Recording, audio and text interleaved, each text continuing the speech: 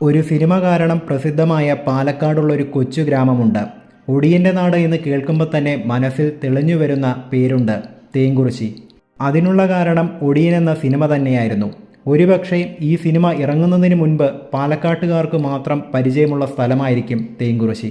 തേങ്കുറിശ്ശിയിലേക്ക് ഇന്നത്തെ ഈ യാത്ര ഒടിയനെക്കുറിച്ചുള്ള കഥകൾ തേടിയല്ല, തേങ്കുറിശ്ശിയിലെ ചില ഗ്രാമക്കാഴ്ചകൾ ആസ്വദിച്ചുകൊണ്ടുള്ള യാത്രയാണിത്. തേങ്കുറിശ്ശിയിലെ എല്ലാ സ്ഥലങ്ങളും ഉൾപ്പെടുത്തിയിട്ടുള്ള ഒരു വീഡിയോ അല്ല ഇത്. ഗ്രാമത്തിനെ സ്നേഹിക്കുന്ന, പച്ചപ്പിനെ സ്നേഹിക്കുന്ന ഒരു സാധാരണക്കാരൻ തേങ്കുറിശ്ശിയിലൂടെ കടന്നു പോകുമ്പോൾ നമ്മളെ ആകർഷിക്കുന്ന വളരെ സാധാരണമായ കാഴ്ചകൾ ഉൾപ്പെടുത്തിയിട്ടുള്ള ഒരു വീഡിയോയായത്.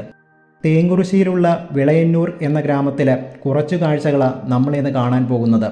തേങ്കുറിശ്ശി എന്ന ഈ മനോഹരമായ സ്ഥലം ഞാൻ ആദ്യമായിട്ടല്ല കാണുന്നത്. പക്ഷേ ഈ സ്ഥലത്തിനെക്കുറിച്ച് അഗാധമായൊരറിവ് എനിക്കില്ല. നാട്ടിലേക്ക് പോകുമ്പോൾ ചില സമയം തേങ്കുറിശ്ശി വഴി പോകാറുണ്ട്. അതിനുള്ള കാരണം ഇവിടെയുള്ള ഈ ഗ്രാമക്കാഴ്ചകളും മനോഹരമായ നെൽപ്പാടങ്ങളൊക്കെ തന്നെയാണ്. പ്രകൃതിയോട് ഇണങ്ങി നിൽക്കുന്ന നെൽപ്പാടങ്ങൾക്ക് നടുവിലുള്ള ആരെയും ആകർഷിക്കാൻ കഴിവുള്ള ഒരു സ്ഥലമാണിവിടെ. ആ സ്ഥലത്ത് നിന്ന് തേങ്കുറിശ്ശിയിലെ മനോഹരമായ കാഴ്ചകൾ കണ്ടു തുടങ്ങാം.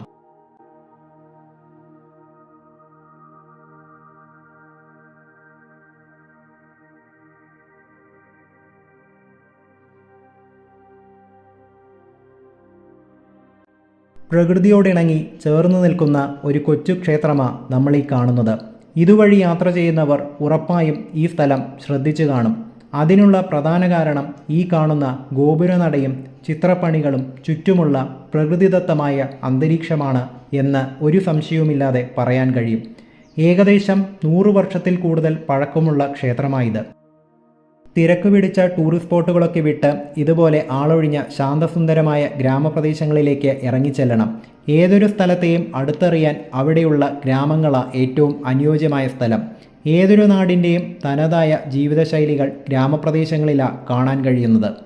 ആ കാണുന്ന സ്ഥലം എന്നെ അങ്ങ് ഒരുപാട് ആകർഷിച്ചു. വലിയൊരു ആൽമരവും ആൽത്തറയും. ഈ സ്ഥലം ഒറ്റനോട്ടത്തിൽ കണ്ടപ്പോൾ അമ്പലത്തിൻ്റെ ഒരു പ്രതീതിയാണ് തോന്നിയത്. ഭഗവതി ക്ഷേത്രമായി ബന്ധമുള്ള സ്ഥലമാണിത്. ഇതും ഒരു അമ്പലമായിട്ടാണ് ഇവിടെയുള്ളവർ ആരാധിച്ചു വരുന്നത്. ഉത്സവത്തിന് ഇവിടെ വന്ന് പൂജ ചെയ്യാറുണ്ട് എന്ന അറിയാൻ കഴിഞ്ഞത്. ഇതുപോലുള്ള ചെറിയ ചെറിയ കുറേ വഴികൾ ഇവിടെയുണ്ട്. ആ വഴികൾ ചെന്ന് നിൽക്കുന്നത് നോക്കത്താ ദൂരത്തുള്ള നെൽപ്പാടങ്ങളിലേക്കാണ്. ഏതൊരു നാട്ടിൽ പോയാലും അവിടുത്തെ ഗ്രാമങ്ങൾ കാണാനും അവിടുത്തെ ജീവിത രീതികൾ കാണാനും ഒരിക്കലും മറക്കരുത്. മീൻ വളർത്തുന്ന കുളങ്ങളുടെ അടുത്ത് ആ കുളത്തിന് കാവൽ നിൽക്കുന്നവർക്കായി താൽക്കാലികമായി ഉറങ്ങാനും വിശ്രമിക്കാനുമുള്ള സ്ഥലമാണ് ആ കാണുന്നത്. നെൽപ്പാടങ്ങൾക്ക് നടുവിലുള്ള ഈ കൊച്ചു വഴികളിലൂടെ വെറുതെ ഒന്ന് യാത്ര ചെയ്തു നോക്കാം.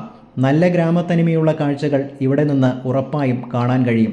പാലക്കാടൻ ഗ്രാമങ്ങളുടെ പ്രത്യേകത എന്ന് പറയുന്നത് തന്നെ പച്ചപ്പുകൾക്കിടയിലുള്ള ഈ ചെറിയ വഴികളാണ്. നോക്കത്താ ദൂരത്തുള്ള നെൽപ്പാടങ്ങളും കൊച്ചു കൊച്ചു കൃഷിയിടങ്ങളും ചെറിയ വീടുകളും താണ്ടി പച്ചപ്പിനിടയിലൂടെയുള്ള യാത്ര അത് വേറൊരു അനുഭവമാണ്. നെൽപ്പാടങ്ങൾ എന്ന് കേൾക്കുമ്പോൾ തന്നെ ആദ്യം ഓർമ്മ വരുന്നത് തേങ്കുറിശ്ശി, കുനിശ്ശേരി എന്നുപോലുള്ള സ്ഥലങ്ങളാണ്. എപ്പോഴും തനതായൊരു കേരള തനിമ അവിടെ കാണാൻ കഴിയും. ഒരു കാലത്ത് നടക്കാൻ മടിച്ചിരുന്ന വഴികൾ ഇന്ന് നടക്കാൻ കൊതിക്കുന്ന വഴികളായി തീർന്നിരിക്കുന്നു. കുറച്ചുകൂടി കാലം കഴിഞ്ഞാൽ ഇതുപോലുള്ള കാഴ്ചകൾ തേടിയിറങ്ങിയാൽ പോലും കാണാൻ കഴിയാത്ത അവസ്ഥയാവും. പാലക്കാട് ടൗണിൽ നിന്നും ഈ മനോഹരമായ സ്ഥലത്തേക്ക് വെറും 15 കിലോമീറ്ററേ ഉള്ളൂ. ആദ്യം കാണിച്ച ശിവക്ഷേത്രത്തിൽ നിന്നും വെറും 3 കിലോമീറ്റർ പരിധിയിലുള്ള സ്ഥലങ്ങളാണ് നമ്മൾ ഈ കണ്ടുകൊണ്ടിരിക്കുന്നത്. അതാണ് ഇതുപോലുള്ള ഗ്രാമങ്ങളുടെ പ്രത്യേകത. കർഷകൻ്റെ പ്രയത്നവും പ്രകൃതിയുടെ അനുഗ്രഹവുമാണ് ഇതുപോലുള്ള സ്ഥലങ്ങൾ. വിലമതിക്കാനാവാത്ത കുറേ മനോഹരമായ കാഴ്ചകളാണ് ഈ സ്ഥലം സമ്മാനിച്ചുകൊണ്ടിരിക്കുന്നത്.